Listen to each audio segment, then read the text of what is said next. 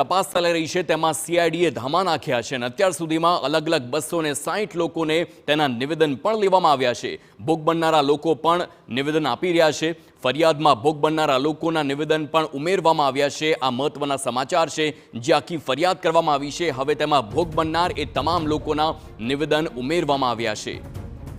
તો સીઆઈડીના ઉધામાં અને જે પ્રમાણે આખી આ પ્રક્રિયા છે તેમાં 260 લોકોના નિવેદન લેવામાં આવ્યા।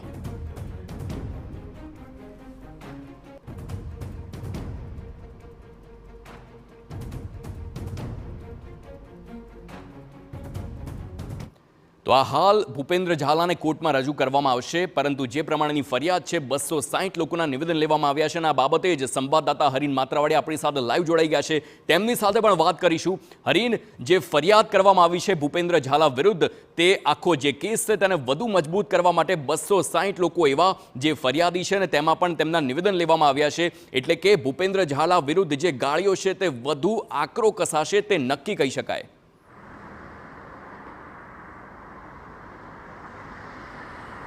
બિલકુલ, જે રીતે ગઈકાલે મહેસાણાના જે દેવડા ગામમાં કિરણસિંહ ચૌહાણના ફાર્મ હાઉસમાંથી તે મળી આવ્યો હતો ને ત્યારબાદ તેની રાત્રે 3 કલાક પૂછપરછ કરવામાં આવી હતી। આજે પણ સવારે અધિકારીઓ દ્વારા તેની પૂછપરછ કરવામાં આવી હતી। સૂત્રો પાસેથી જે માહિતી મળે છે કે તેમણે સ્વીકાર્યું છે કે તે રોકાણકારોના પૈસા છે તેણે ભૂપેન્દ્રએ તેમાંથી જમીન અને અલગ અલગ બિલ્ડિંગ છે, કોમર્શિયલ બિલ્ડિંગ તે ખરીદી હોવાનું સામે આવ્યું છે। ગાંધીનગર અને હિંમતનગરમાં જમીન ખરીદી છે, તો મોડાસામાં તેમણે કોમર્શિયલ બિલ્ડિંગ ખરીદી હોવાનું પણ વાત તેણે સ્વીકાર કર્યો હોવાની વાત સામે આવી છે।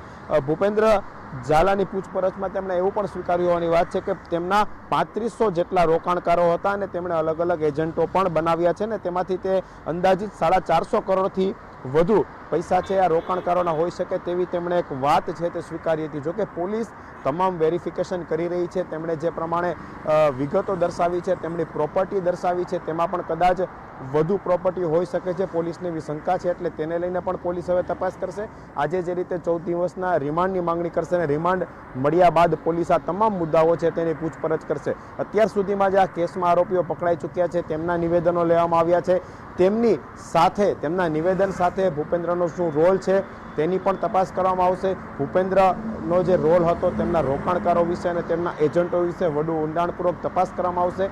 ક્રિપ્ટોકરન્સીમાં રોકાણ કરેલું છે કે કઈ રીતની કેટલી ક્રિપ્ટોકરન્સી ખરીદી છે તેની વધુ તપાસ કરવામાં આવશે। એટલે આવા અનેક મુદ્દાઓ છે કે જે સીઆઈડી ક્રાઇમ પાસે તેના આખું લિસ્ટ છે કે કયા કયા મુદ્દાઓ પર કઈ પ્રમાણે પ્રશ્નો પૂછવાના છે, કેટલા મુદ્દાઓ પર કઈ પ્રમાણેની તપાસ કરવાની છે। આ ઉપરાંત તેમના જે મળતિયાઓ છે એટલે કે તેમની સાથે રહેતા વધુ એજન્ટો છે, તેમના સંપર્કમાં રહેલા લોકો છે, તેમની પણ હવે પૂછપરછ અને નિવેદન માટે સીઆઈડી ક્રાઇમે અલગ અલગ ટીમો બનાવી દીધી છે અને તેમની પણ પૂછપરછ માટે અલગ અલગ ટીમો સાબરકાંઠા અને અન્ય જગ્યાઓ પર છે તે પૂછપરછ કરવામાં આવશે। આવનારા દિવસોમાં તેઓની પણ પૂછપરછ કરશે, પરંતુ અત્યારે રિમાન્ડ બાદ નવા ખુલાસાઓ અલગ થશે અને જે રીતના રિમાન્ડ મળશે ત્યારબાદ આ તમામ મુદ્દાઓ છે તેની પૂછપરછ કરવામાં આવશે। જી બિલકુલ બિલકુલ હરીન, સમગ્ર માહિતી બદલ આભાર। તો હવે આવનારા સમયમાં જે આકરી પૂછપરછ થાય તેમાં વધુ ખુલાસા થાય તેવી શક્યતા છે, પરંતુ હાલ જે પ્રમાણેની ફરિયાદ નોંધવામાં આવી છે તેમાં 260 લોકોના 260 ફરિયાદીઓના નિવેદન લેવામાં આવ્યા છે। એ તમામ 260 લોકો જે આ બીઝેડ જે ગ્રુપ હતું તેના ભોગ બન્યા છે।